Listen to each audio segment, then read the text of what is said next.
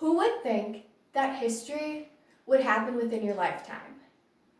When we think of history, we think of something that happened a long time ago, or at least not within our lifetimes.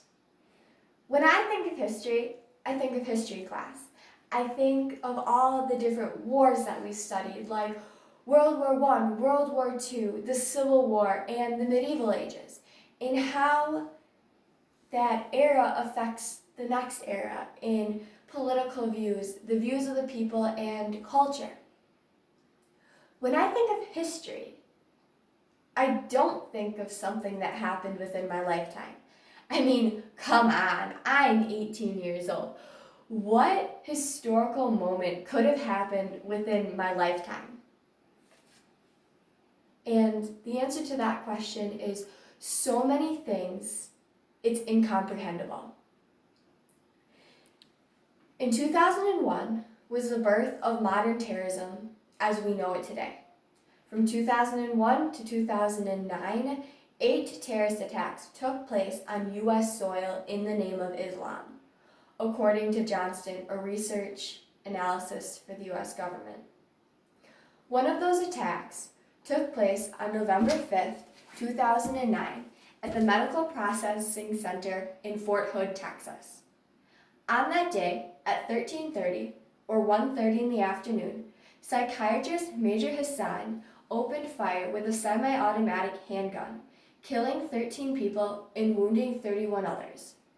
His whole attack took 10 minutes, and Police Sergeant Kimberly Mully was credited with the ending of it. In 2013, Major Hassan stood court-martial and gave one statement through the whole entire trial. And this statement was, "In efforts to protect Muslims and Taliban leaders in Afghanistan, I gunned down soldiers at Fort Hood who were being deployed to that nation." Now, I found this on history.com. And why that's a great resource, my mom works with a lady and her name is Jerry Krieger. And Jerry lost a daughter that day. Her name was Amy. And Jerry was at the trial, and not only did she attend, but she testified against Major Hassan. In one of the interviews she did after the trial, she said that Major Hassan doesn't matter. He doesn't matter. The man who took away her daughter does not matter. I couldn't wrap my head around it.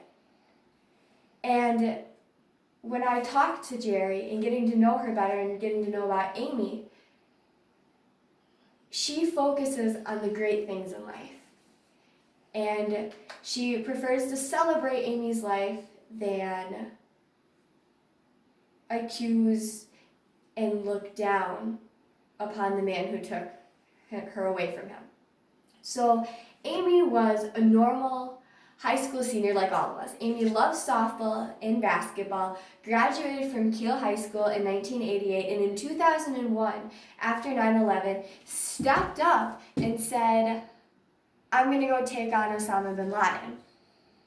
And Jerry remembers in Amy's obituary that she told her that she couldn't take on Osama bin Laden by herself. And Amy's answer was, "Watch me." And she did. She served one tour in Afghanistan and was at Fort Hood that day, getting ready to redeploy for her second tour when she was passed away. When we think of soldiers, we think of them dying far away, not on America. And through history, that's been true.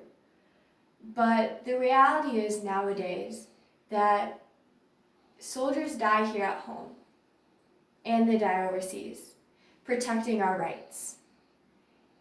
And it's in instances like the shooting at Fort Hood where it's so sad because Major Hassan took an oath to protect this country and protect the people and his comrades. And for whatever reason that we will never know, he decided to turn his back on his fellow comrades. Not only did he do that, but he attacked them, killing 13. And those comrades were Civilian Michael Cali, Major Criviano, Sergeant De Croo and Krieger, Captain Gruffy and Seeger, Specialist Greeny and Hunt, Private First Class Magala, Venez, Pearson, and Lieutenant Colonel Warman.